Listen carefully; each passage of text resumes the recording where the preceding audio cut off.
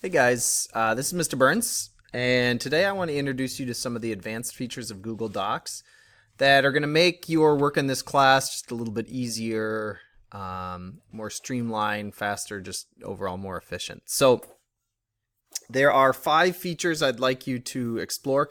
4 of these are going to appear in the next activity that you're going to do as a way to practice some of these skills. So let's jump right into it. One of the more useful skills in this class is adding drawings to documents. This allows you to add in your own images, to label diagrams and things like that. And so if you go up here to the insert feature, so let's say you're typing some text and you'd like to insert a diagram, and you go to drawing and you put in new, you get a blank template. And you can do a variety of things from here. You can insert an image, and you can find that image by taking a snapshot with your Chromebook, or you can go to your own albums, or you could even go to Google Drive. So I'm going to go and do a search here. So I'm going to use Google Search. If you use Google Search through the Drawings feature, the only images that are going to come back are those that are approved for use. So let's see. No, let's do Darwin's Tree of Life. Perfect. All right, this is exactly what I was looking for. So let's grab this, and so I've selected that, and it's going to pop up here, and this is a diagram from Darwin's journals, his Journal B. He lettered his journals, and this is one of the most famous sketches that he made, and it was as he was considering the concept of evolution and specifically descent with modification, that all current species are ancestors of past species. So he drew this tree, but the part I'd like to cue everybody in on, and so this shows you some of the other features of the draw, is this part right here. And I would like to make that box a little bit more bold. I'd like to have it be transparent, and I'd like the area around it to be red. And then I'm going to add an arrow out to here. I'm going to modify that arrow a little bit. We'll also make that red. So you can play around with it a little bit. And then I'm going to undo that. And I'm going to add a text box. And this is a hypothesis or a predictive diagram. And a lot of times in this class, I'm going to ask you to make diagrams or models of phenomena that we observe in this class. And that's because that is one of the most effective ways to get your message across. And so even still today, this diagram really elegantly and simply explains in picture form what Darwin ultimately was able to demonstrate using evidence. And anyway, so once we've created a drawing, we can hit save and close, and that drawing you have just created will enter into the document here. So adding drawings, really useful. You can label, modify, adjust. It does have some limited functions. You can't erase parts of your drawing and things like that. But play around with that. And whenever I'm asking you to make a diagram or label a diagram, this is a really useful tool. The Explore feature is the next one I'd like to explore. For this one, you need to look in the bottom right-hand corner of your document, and if you click Explore, and this has some similar features to what we just looked at. So Explore allows you to search for things. So you could search for the central dogma of biology. Actually, that is exactly what you're going to be searching for in your next assignment. And I can look for web results. If I click on web results, it's going to open a new window, and I can read about that idea without having to go out of Google Docs.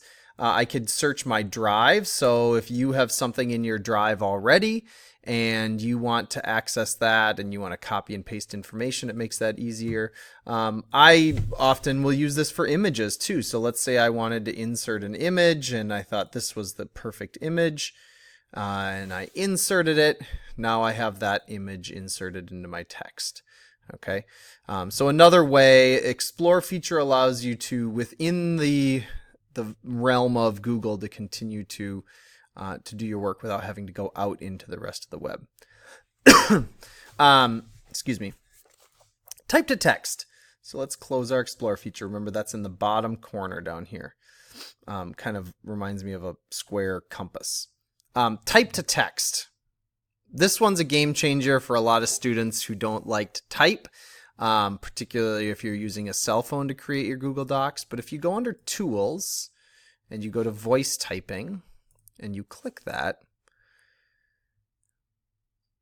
period, voice typing will be turned on, which is a way for you to record your ideas, your thoughts.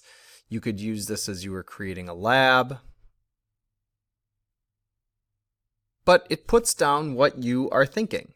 Now, if you notice, when I just talk normally, I use pauses and inflection to help you understand when a natural idea starts and stops. But type to text doesn't do any of that.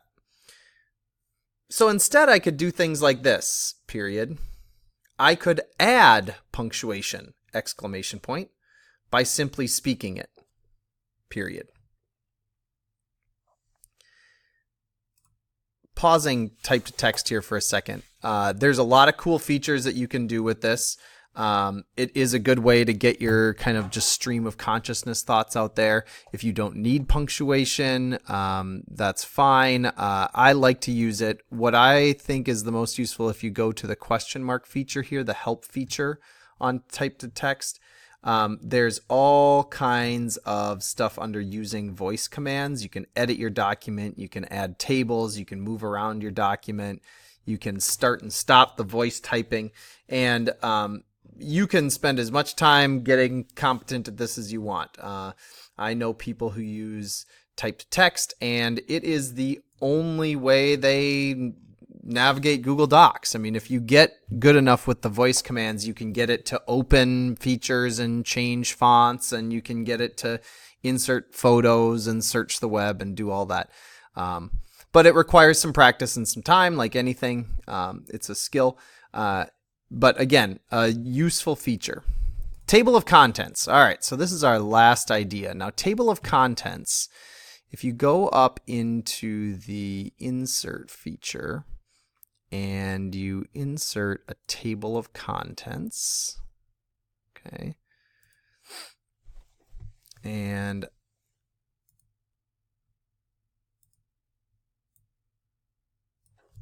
a lot of times I like to insert this at the beginning of a document. Actually, I am going to do exactly that. So I'm going to go back up to the top here,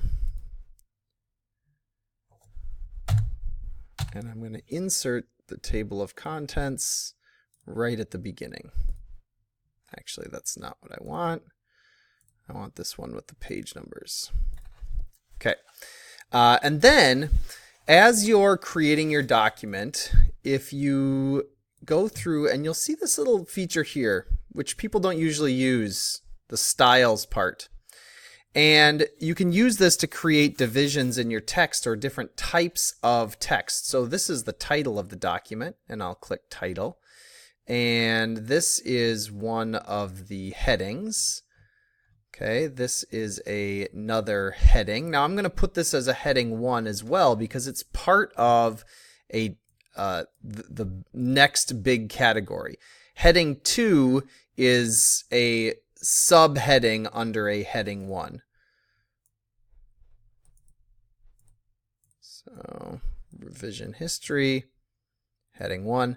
Let's say a heading 2 might be entering headings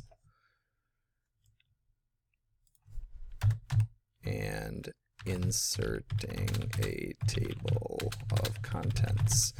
So if I made these part of my table of contents, section, I could make these heading 2s, and you'll see the font is a little bit different. But what's cool is if I go back up to the top of my document here, and I go to my, and I click this update, it will then add a table of contents. So you'll see these are all my heading 1s: adding drawings, explore feature, table of contents, revision history. I must have missed one down there somewhere. Explore feature, revision history. Maybe I didn't.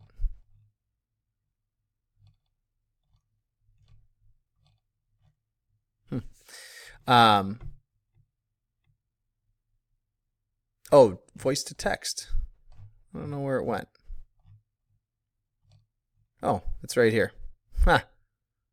Changed it to blue. Let's change that heading there. Okay. And all I don't want the whole thing to be heading 1.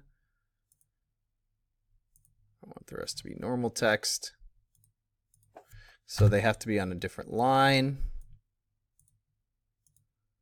There's my heading 1. And now if I go back up here and update it, you'll see it's still not in here. But if I hit update, there's my type to text. And it includes page numbers. And the nice thing about the table of contents, if you use this to take notes, you can create a long series of notes.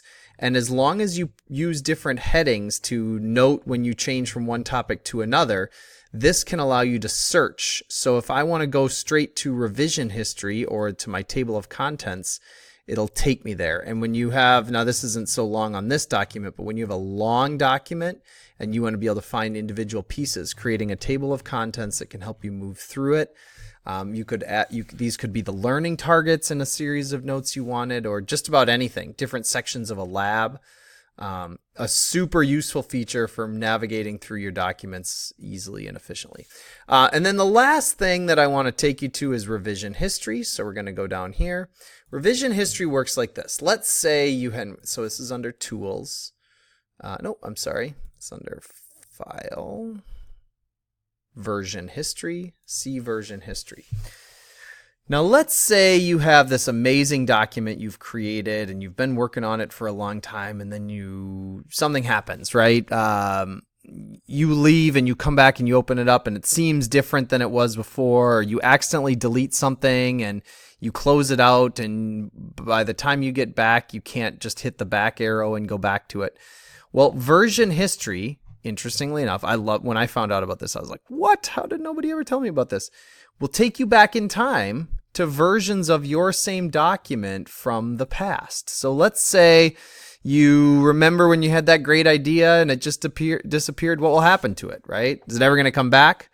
I just wished I'd backed it up or written it down like Charles Darwin wrote down his observations, right? Oh, wait.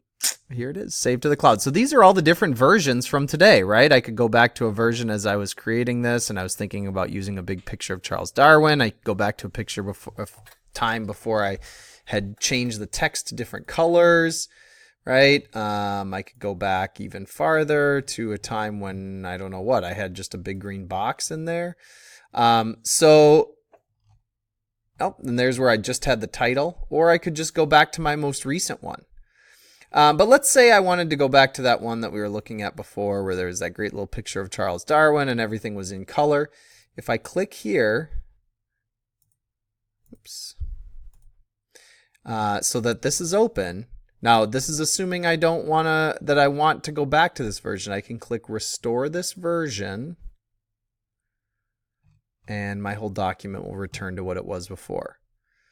Okay, so this is a way, if you lose something, you didn't have to have backed it up. It's stored there, but you need to go to your version history to see it, right?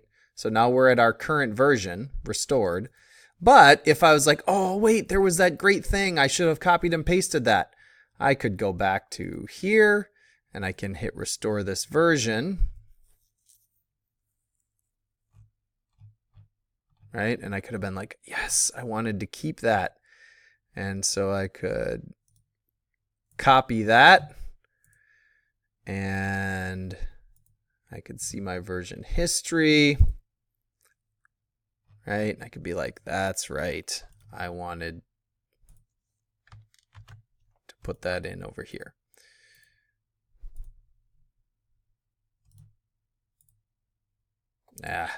And there it is. Perfect. That's what I really wanted. Anyway, version history, another useful tool. Thanks, guys.